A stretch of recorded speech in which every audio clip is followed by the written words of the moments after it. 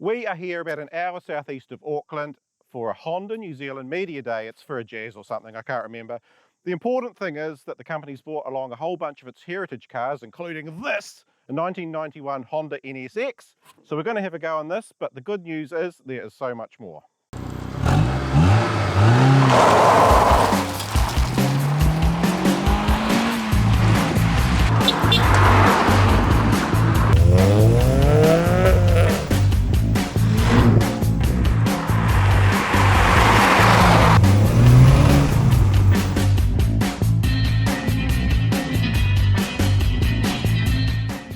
The NSX is a bucket list car for most enthusiasts. Honda's new, that's the N bit. Sports car, that's the S. Experimental, that's the X, sort of. Really rocked the likes of Ferrari and Lamborghini when it came along in 1990. It was easy to drive, it had a cabin no more complicated than your family Accord, and yet it was still a sensational mid-engine sports car on road and track. Ayrton Senna put his 2 cents worth in and did a few skids right at the end of development. And Gordon Murray, the guy who designed the McLaren F1, liked it so much he actually owned one.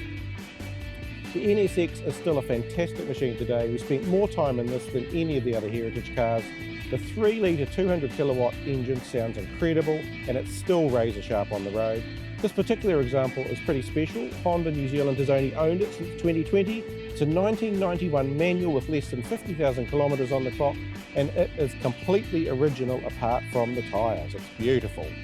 But it's also tiny. Low, of course, you'd expect it to be, but only 4.4 metres long. Even parked next to the S2000 Roadster, it looks impossibly compact.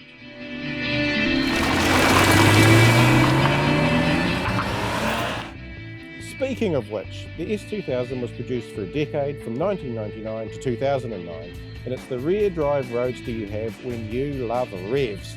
The 2-litre VTEC engine made 177 kilowatts in its first iteration, which was the highest specific output of any naturally aspirated engine in the world at the time. It revs all the way to 9,000 RPM, so you do need to go to a track to really get the best out of it, but we had a ball on the road anyway.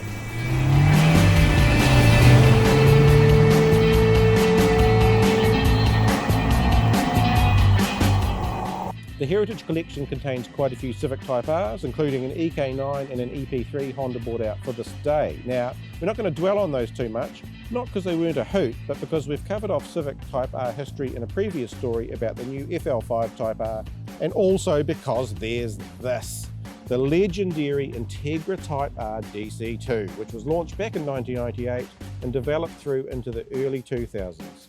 This has to be the experience of the day. This model is regarded as one of the best handling front drive cars ever made, and it has one of the sharpest manual gearboxes just ever. And yes, it still lives up to those claims.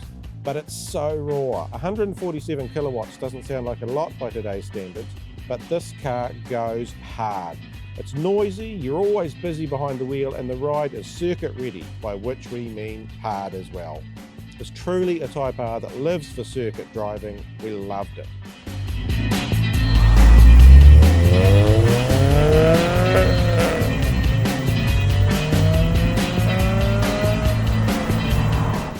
While the Integra made the biggest impression on the day, we have to come back to the NSX as the most memorable and special experience. It's not just that it's a performance car legend, it's also a 30-year-old sports car that feels as crisp and exciting as ever. Times change for sure, but this was just so exciting and wonderful to drive. Fun fact to finish, the 1990 Honda NSX has smaller wheels than the 2023 Jazz RS. Make of that what you will.